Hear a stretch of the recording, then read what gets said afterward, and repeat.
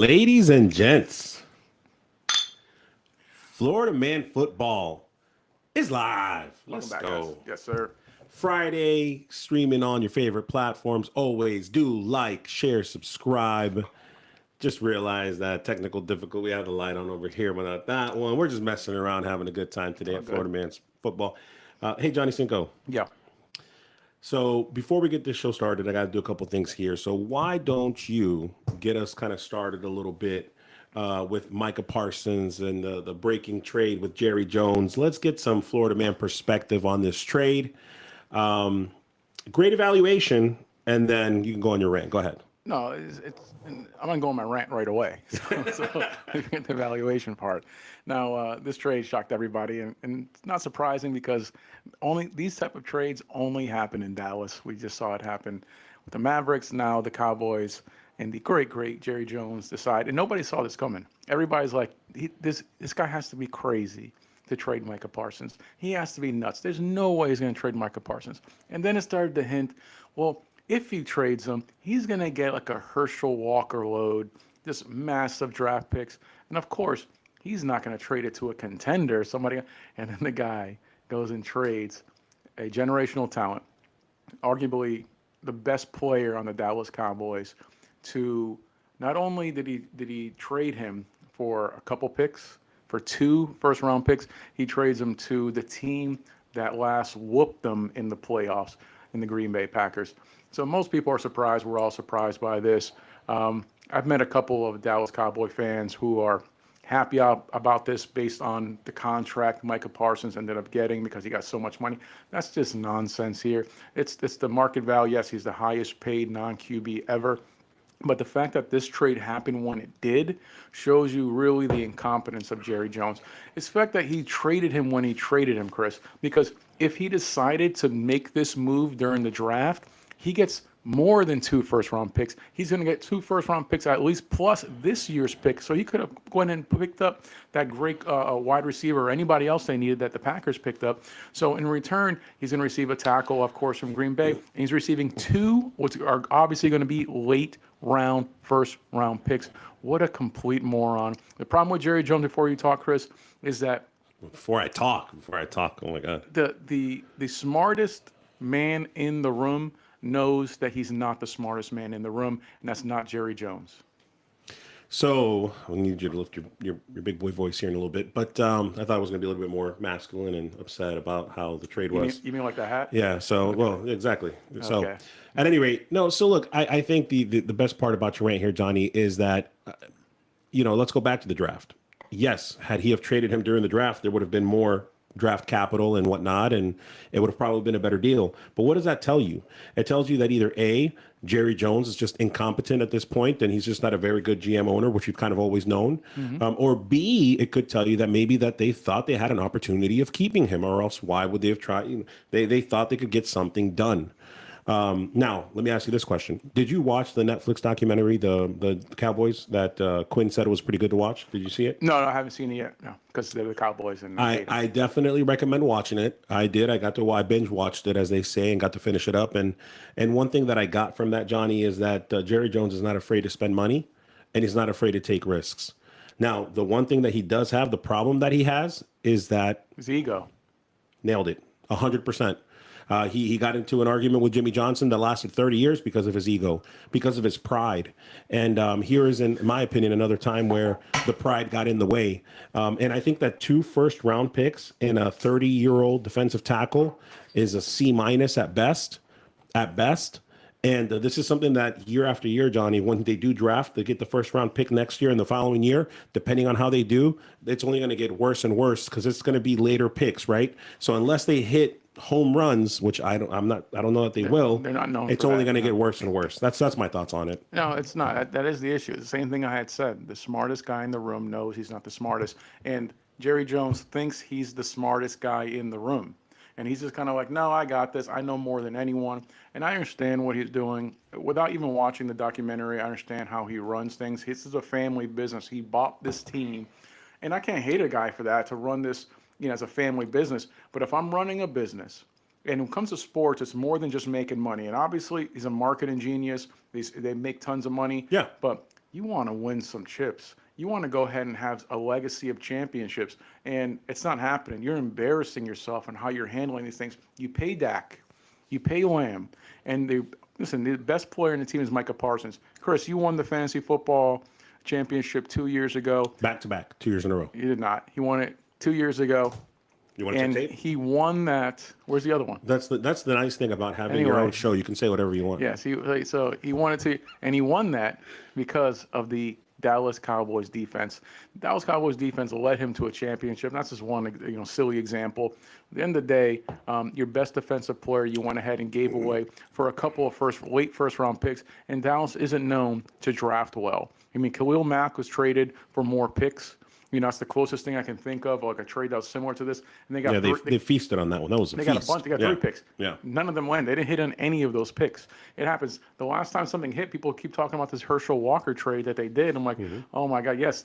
One time out of 30 years, they finally made it. That one hit, yeah. So that's it. I mean, for the most part, you have to draft well. At least have a GM that knows what he's doing.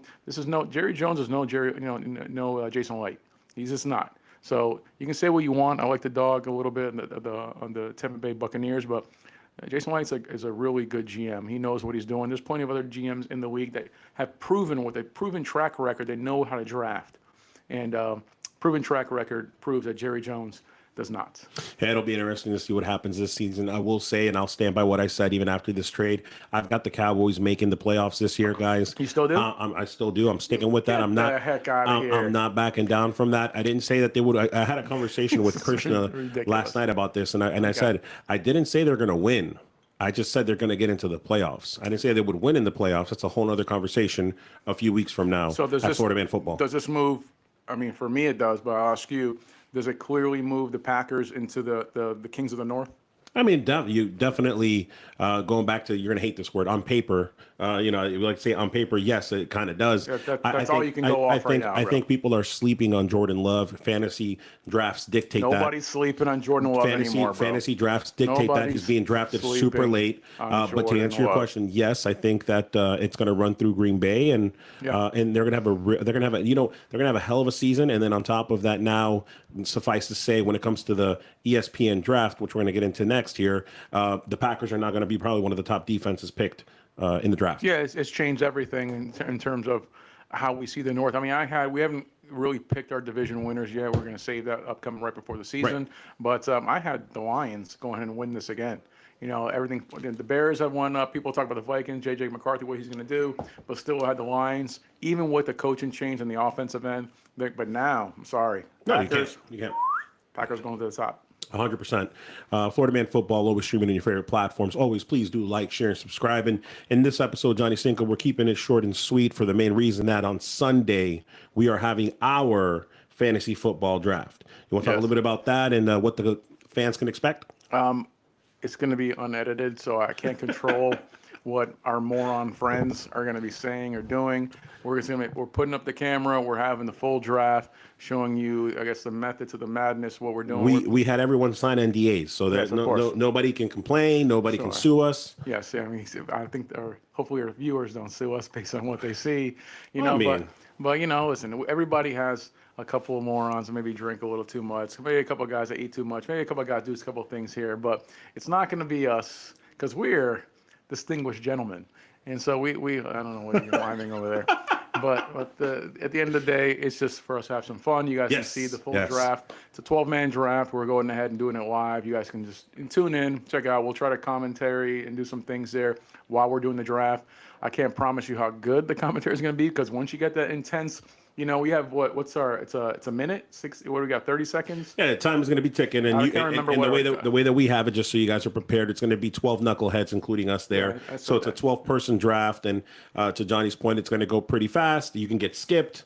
Yeah, listen, our commissioner is a communist. Yeah. And so he's has very strict rules with certain things. Yeah. So we'll see. It's just you got to be careful. You can't be like some guys who go ahead. In our league, you mess around and pick the wrong Robinson. And put them there like you're stuck with that guy. That's what it is. So. That's already happens. That's the nice thing about social media. People sharing that stuff out there that drafting the wrong players. But so let me ask you: should you have a mercy rule, or are you okay with that? You okay with letting it? You put it on the board. It is what it is. What do you think? No, I think for us, like anybody who does this, especially a 12-man league, Yeah. you take it. It's a joke. We're having fun, but relatively seriously. So you don't allow some shenanigans, some BS trade go through in the middle of the season with some Right. obvious nonsense. So if you're dumb enough to go ahead and pick the wrong player, I've been a part of a draft before where the player picked the wrong Gronkowski, because remember, Rob Gronkowski had his brother playing as well at the time for Buffalo. He was like a third string tight end, didn't really do much. And some moron picked the wrong Gronkowski. Guess what? That's on you. You should have been smart enough. You should have seen it. You should have known what team they play for. If you're not that knowledgeable, then go play in a 10-man league. Go play in Yahoo. Go play somewhere else there that the people don't know anything. If you're just joining us at Florida Man Football here, just want to remind you, as always, we do stream on all platforms, and we have Sunday, a very special fantasy football episode that Johnny and I are just talking about now. Before we talk a little bit about college football, because Johnny Cinco, it is week one of college football. Let's go. We're going to talk about the Florida teams here especially. But one last little reminder, one last little plug, folks.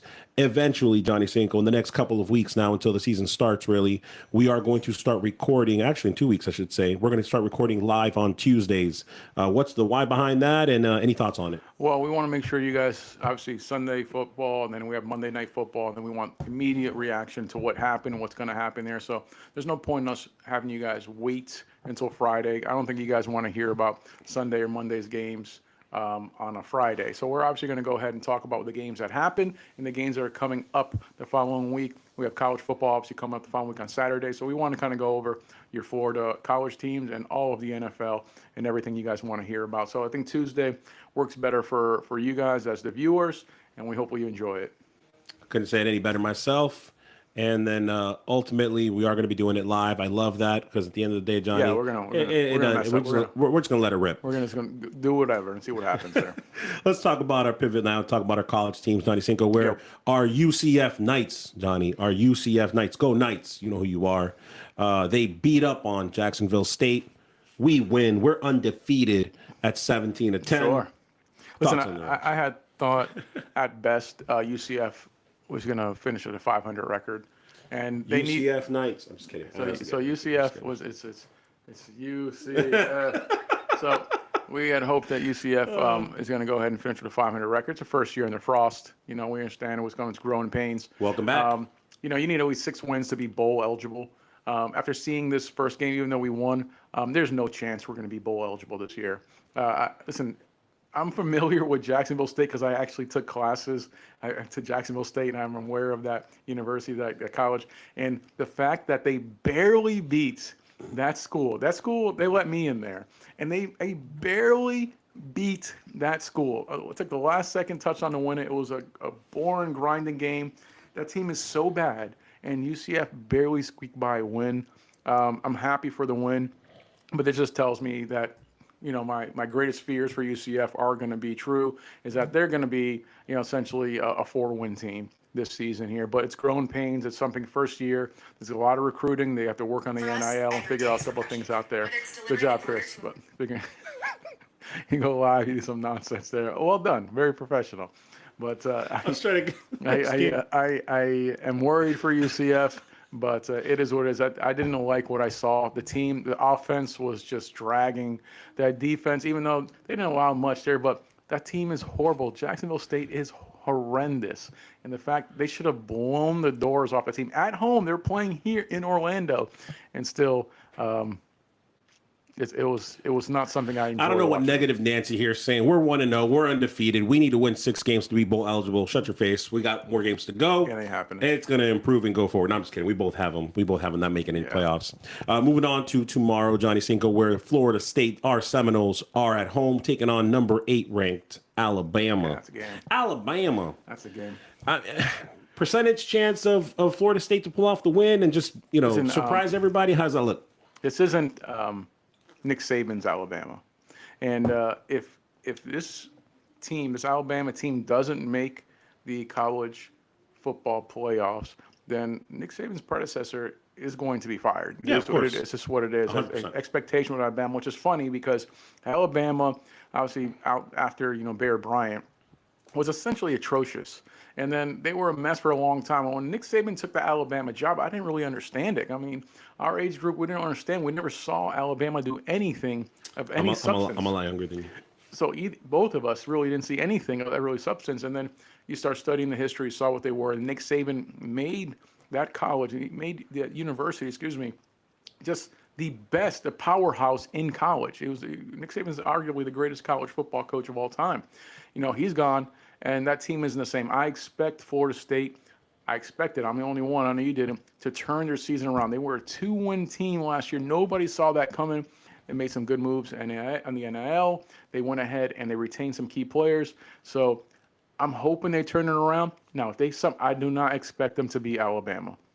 But if they somehow beat Alabama, there is a chance. There is a chance. Man, that's all I asked you so I can give my predictions. Are they going to beat Alabama? Can you not go into a rant? What's the spread? So no, you're not prepared. So a lot. It's the money line is -8. Was it -800? Yeah, the money line. Yeah, but I almost want to take FSU on this page. Whatever the point spread is. The point spread, if it's something ridiculous like 9-10 points, honestly, I almost want to take FSU on this here. But this is a straight up win or loss. It's hard for me to go ahead week 1 to go ahead and pick FSU. There's so many unknowns. There's so many things I want to see. Same thing with University of Florida, which we'll get to. I want to see what Lagway can do. So I don't know. But I have to go with Alabama in the week 1. All right. To me, it's very, very simple, guys. It's going to be Bama. Don't overthink this one. As much as I care about our Seminoles, I said this in the beginning a few weeks ago, and I'll say it again. You're putting the hands against Boston College's Tommy Castellano, the 5'11" quarterback, and I just don't. I know. I just don't. I don't believe in the kid. And because he's 5'11". I stand. All right, gotcha. From Boston College. Yeah, I stand by what I said. Boston College. You hate the people from New England. Gotcha. Okay. That's none of your business. Even better. Moving on to the Miami Hurricanes, Johnny Cinco. They are also at home. Yeah. The number 10 ranked Miami Hurricanes taking on Notre Dame, number 6 ranked. That's 7:30. Can't wait for this game. That's going to be a hell of a game. Can't wait for this game. Who's taking the W? You know who's taking the W. You know who's taking the W. I already told you the University of Miami is going undefeated this year. So listen, there's a couple games. There's a few games where it's a possibility they may lose. This is one of them. There's 2 games where I circled. I'm like, you may lose this. You may lose this.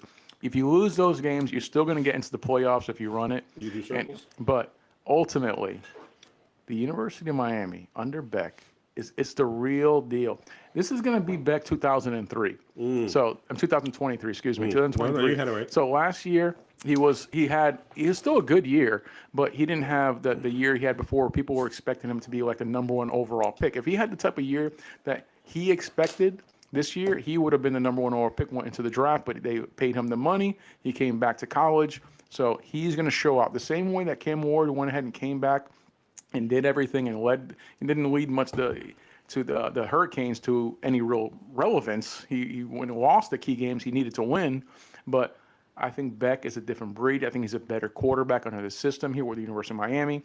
So the University of Miami is going to go ahead and honestly double digits. It's going to be 10+ point win against this team here. You heard it here. That's just irresponsible, and people are still wondering why I decided to record a show with you. Listen, guys, again, don't overthink it. It's going to be Notre Dame. Oh my it's going to God, be. you It's hate going to. Florida. It's going to be 3. It's not that I don't. Oh It's my that I'm God, change the being name. real. I'm Change being the name. real. Change the name. 3. And you know what's crazy is that when we had a couple weeks ago, those of you who watch faithfully, thank you for that. You know where I stand. It's not that I hate. I love our Florida teams. Yeah, I love our Florida teams, but I'm always going to be real. I can tell. And I said that none of them are making the playoffs, and it starts here. Unfortunately, it's going to be 3 points early. It's going to be a close game. It's going to be a 3-point game, but it's not gonna. It's going to be Notre Dame. You're ridiculous. Before we go to our last team here, Johnny Sanko, let's talk a little bit about what's going on at the top of the food chain for a second, okay? Okay. Let's talk about Texas and Ohio State, Saturday's game of the week, in my opinion, right? Yeah. Game of the week, you got number 1 Texas, number 3 Ohio State. This is where your commentary should come into play, because there's a lot of stuff riding on this game. Listen, for me, the biggest what ifs this college football season, which I can't wait to watch, I really want to see what Archie Manning does. Archie Manning, obviously, you know the deal. He's that pedigree. I really want to see what this kid can do. And then week 1, boom, you get to test the defending champions, Ohio State, ranked number 3. And people are arguing that it's ridiculous that Ohio State should be the number 1 ranked team. How can you even choose Texas to do that? So Archie Manning, who's had, he had a couple starts last season, just spot starts there, did well. But no, now this is your team. This is yours now. You did the legwork. You sat, you watched, and this is yours. No excuses. Let's see what you can do. And for them to give them that test week 1 is something. It's going to be a hell of a test. I mean, most teams they went ahead and start with like the team we're going to talk about afterwards, which is the Florida versus, Long Island. They face like some scrub team and say, all right, go ahead. But no, they gave Archie Manning like, you know what? The first game under the helm, being the leader of this team, you get the defending champs, Ohio State. I expect him to rise to the occasion. Archie Manning takes down Ohio State. Yeah, no, I definitely, and that this is exactly why when we talk about college football, and we've had this conversation in the past, we say that it comes down to at the end of the day who plays the harder teams. And to your point, it's crazy how the Gators are taking on LIU, and then you got a matchup week 1 of Texas and Ohio State. Oh, yeah. So you're taking Texas? Is that what you said? Yeah, I think Manning is going to rise to the occasion, and Ohio State's not any scrubs. They're obviously the defending champs. No. It's going to be tough. I mean, Smith is probably going to be the number 1 overall pick, the receiver out of Ohio State. Yeah. So this is a legit team. They named the redshirt freshman their quarterback at Ohio State there, so it's going to be interesting what they do. So I'm still going to go ahead and pick. It's going to be a hell of a matchup. Just to be devil's advocate here, I'm going to take Ohio State for the simple fact that they're at home. Oh my God! For the simple fact that they're at home, you just go against everything I said. It's going to be a hell of a game for us to talk about next week when we come back on. Archie Manning can do this in Ohio State. That's a tough place to play, but I think the kid can rise to the occasion. He's a Manning. Let's put a bow on this short episode of Florida Man Football while we wait for Sunday's NFL ESPN draft that we're having. And Johnny Cinco, like you just mentioned, right? It's LIU, it's Florida. What kind of beatdown are we expecting here? I mean, I don't know. I mean, at the end of the day, I'm curious to see what Lagway does. Like, Florida is going to go the way of Lagway. Lagway, there's so many different things to where, like, this quarterback is legit. He's like, I don't know. I saw a little bit of him. Is he going to go ahead and lead to the Gators to prominence? No. Can they win the SEC? I don't think so. I have them around 500 record, anything else. But some analysts are saying this kid can compete for the Heisman. You mean like I said a couple of weeks ago that if any team out of Florida is going to win and make the playoffs, it's the Gators? You know how I said that? Yeah, because that's ridiculous. How they brought back all of their offensive line, how they brought back everybody, all their seniors are back. Oh, excuse me, their juniors are back for senior year. That's good. I'm glad they brought back players that didn't really perform last year very well. They didn't really have a great NIL. So it's like, yeah, sure. Yeah, let's go ahead because they brought back. Haters going to hate. Yeah, they brought back mediocre players. Haters let's go ahead hate. and be like, hey, you have a shot now. Haters so anyway. Haters going to hate. This is going to show me if this is for real, because they're going to win this game. It's just not that they're going to win the game. They need to just blow the doors off of this team. If Lagway can show me that he can go ahead and light this team up, then they're like, okay, now maybe you have a shot to, actually play in a respectable bowl game. You're not making the college football playoffs, but a respectable bowl game. I mean, they ranked 15. They ranked them a lot higher than I thought they would rank Again, them. like I said, if any team in Florida is going to University make the playoff, Miami. it's going to be the Florida Gators, Hurricanes. not the Hurricanes. The Hurricanes. And it's going to be a beatdown of a game. Go Gators. It's going to be Gators and UCF that win for Florida. Let's go. Getting that W. Anyway, Florida Man Football, Johnny Cinco. Before we put a bow on this on this short episode. Okay. We have been filming, is that the right word? Streaming? Sure. Recording? Okay. For 2 years now. A little under that. But... No, about 2 years. So my question for you, sir, is okay.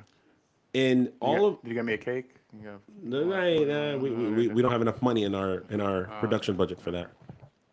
For this coming season, Johnny Cinco, we're going to be going live Tuesdays. We already said, right? Okay. We said that, right? We're doing Tuesdays live. Correct. Okay. We mentioned that. Okay. Are we going to be recording on location?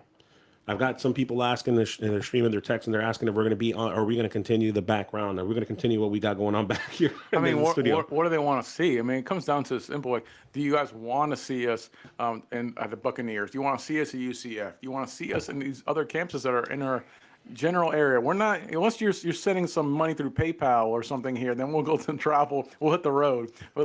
We're in Central Florida. So Central Florida area, you want to travel. You got to pay to play is what we're saying. Right? Yeah, of course. Right. And donate, man. You want some entertainment? Go ahead. Dance, monkey dance. Go ahead and send some dough. Oh, man. All right, man. Well, listen, we're excited for Sunday. Again, guys, I'm forewarning you. We don't know what's going to happen, so just take it for what it is. Go ahead. I got a hot take for you before we end here. I don't know. We're going back to NFL here. We're live. Who cares? Let's see what's up here.